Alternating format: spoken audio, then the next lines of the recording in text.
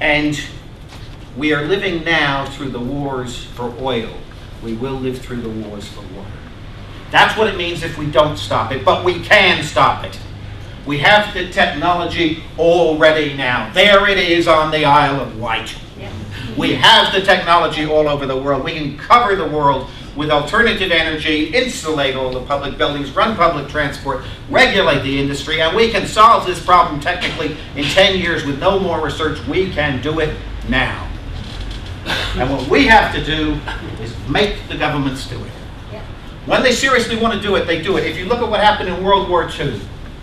In World War II, when America went to war, Franklin Roosevelt, the president, agreed with Congress within 3 weeks of going to war that the budget for the military in the next year would be equal to the gross domestic product of the United States the year before. They doubled the size of the economy.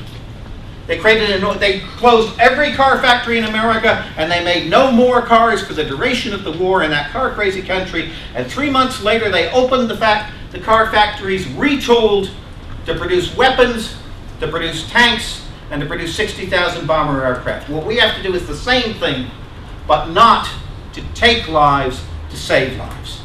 And we don't even have to do it on that scale. We could do it with 1.5 million jobs in this country and the equivalent across the world. We could do it with that much. We need to make the governments do it.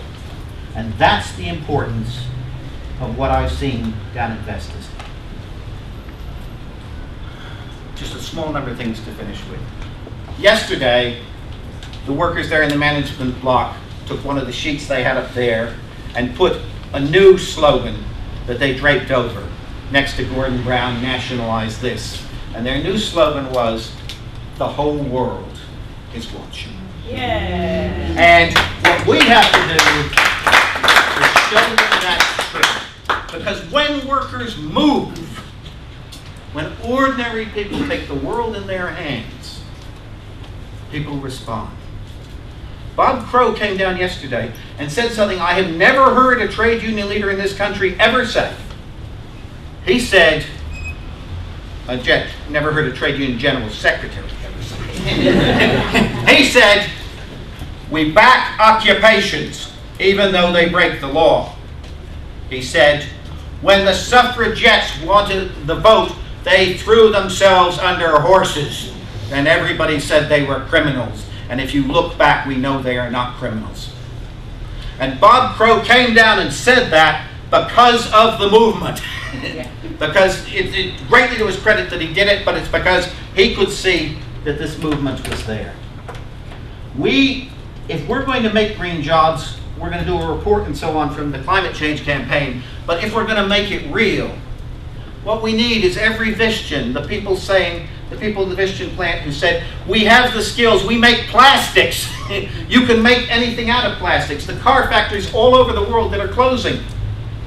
Instead of trying to justify cars that people are not going to buy, to make electric cars, to make public transport, to retool the whole factory in 3 months to make solar panels. The people, if you can make an airplane or you can make a car, you have the necessary skills.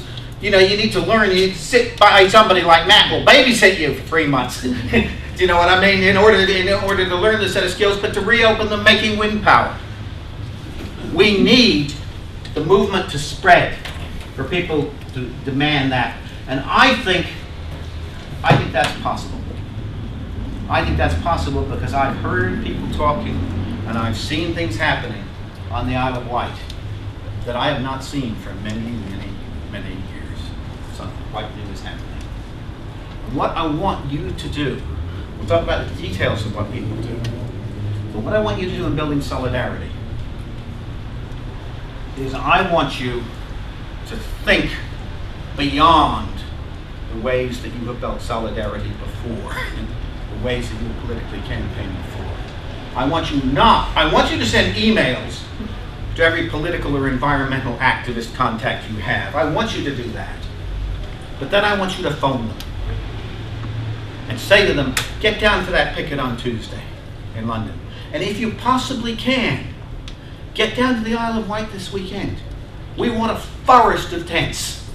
if the people in that occupation look out on a forest of tents, if the judge who is going to rule on the occupation knows there is a forest of tents, that will change things.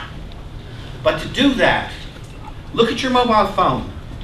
Go through all the numbers of the political people, just to check what they are, and then phone all the other numbers in your mobile phone. If you're my age, or if you're 50 or you're 45, phone your political contacts, and then phone the children of your friends. And get the children of your friends to phone their friends to phone their friends. Get them, mobilize the whole of the labor movement, but mobilize, if you start asking the people you know in every workplace when you go in on Monday, or those of you who work shifts this weekend, you know what I mean? There will be people in every workplace who are fired up by this, who are willing to go down, or I cannot tell you how many people down in the Isle of Wight in solidarity are pulling sickies. Do you know what I mean? Who are willing to do that. But think that this is a movement that can work in a new way, that can work far beyond the boundaries of what you have done before. And remember, this is just the beginning. Yeah. This is just the beginning. I'll tell you, if we produce enough solidarity, those people will save every job and keep it open. If we don't produce enough solidarity, they will be forced at some point to settle for 3 or 4 times the redundancy money that they had before, like Vistian, which would be an enormous victory for them. But what I want is the whole of all.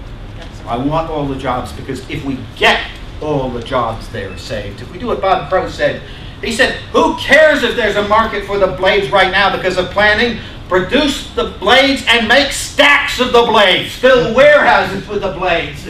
And then you've got them. It is a capital investment. We have to think in those terms. It requires only £50 million from the government. £50 million is all they need to retool the whole factory.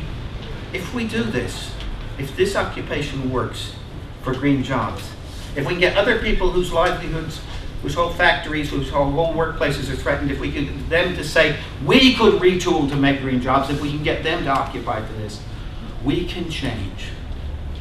We can change the kind of country we live in. We can change what's going to happen to the skies and the oceans and the food. And we can, and what we do here, this is the first workers' green jobs occupation. We can spread this example right now. So get on the phone. It's not just emails. It's actually talking to people. And don't just get on the phone to people. Get them to get on the phone to everybody they know. Deliver the solidarity that is going to let the enormously courageous people who have stood up win what they deserve. Thank you.